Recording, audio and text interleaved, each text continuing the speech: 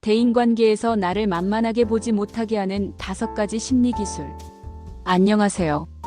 오늘은 대인관계에서 더 이상 만만하게 보이지 않기 위한 심리 전략에 대해 함께 나눠보겠습니다. 혹시 이런 경험 있으신가요? 처음엔 좋은 사람으로 시작했는데 시간이 지날수록 상대가 나를 무시하는 듯한 느낌.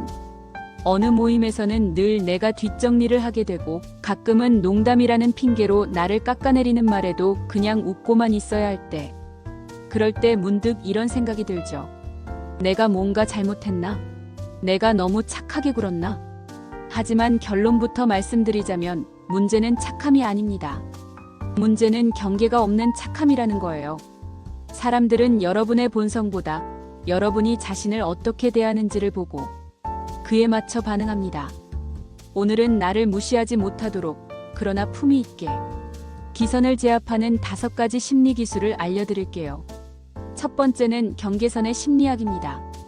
여기까지는 괜찮고 여기서부터는 안 돼요. 이 한 줄이 관계의 품질을 결정합니다. 사람들과 잘 지내고 싶다는 이유로 뭐든지 받아주다 보면 상대는 점점 선을 넘게 돼요. 그 선을 아무 말 없이 받아주는 순간 그 행동은 허용된 것이 됩니다. 예를 들어 회식 자리에서 늘 내가 계산을 도맡는다면 어느 순간부터는 아무도 고맙다는 말조차 하지 않게 되죠. 당연하게 여겨지기 시작한 겁니다. 이럴 땐 말투를 부드럽게 하되 눈빛은 단호하게 말하세요. 오늘은 다른 분이 한번 맡아주시면 좋겠네요. 저도 좀 쉬고 싶어요. 상대는 그 순간 아, 이 사람은 자기의 한계를 지킬 줄 아는 사람이구나 하고 느끼게 됩니다. 중요한 건 한 번 거절한 뒤에도 일관성 있게 행동하는 것입니다. 한 번은 거절하고 다음엔 또 해주면 경계는 무너지고 관계의 질서도 흐트러집니다. 두 번째는 과도한 친절은 신뢰보다 하대를 부른다는 겁니다. 심리학자 아들러는 말했습니다. 모든 사람에게 좋은 사람이 되려고 하면 아무에게도 존중받지 못한다. 우리는 종종 착한 사람이 되려고 하다가 이용당하는 사람이 되는 실수를 합니다. 예를 들어 누군가가 부탁을 할 때 괜찮아요, 제가 할게요 라고 매번 웃으며 받아준다면 그 순간부터 그 사람에겐 나는 해주는 사람으로만 남습니다. 가끔은 이렇게 말해보세요. 지금은 시간이 안 돼요. 다음에요. 그건 제 일이 아닌 것 같아요.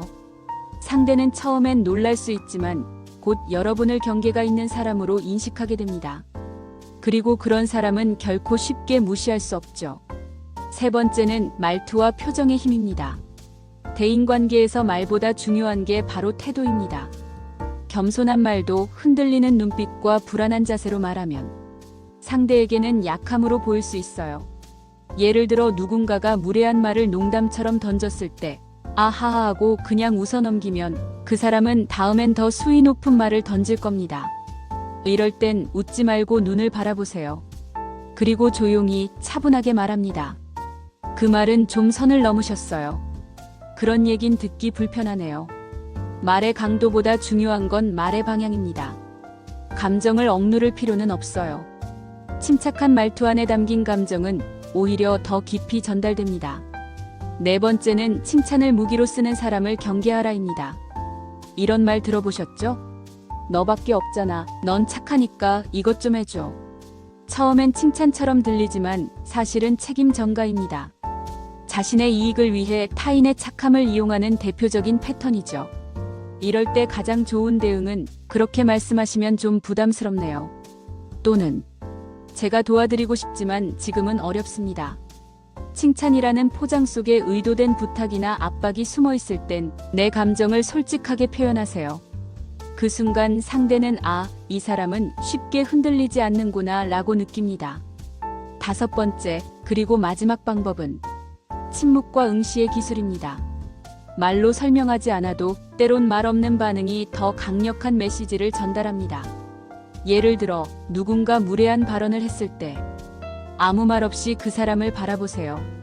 말 없이 단지 눈빛으로 방 안의 공기가 바뀌는 걸 느끼게 될 겁니다.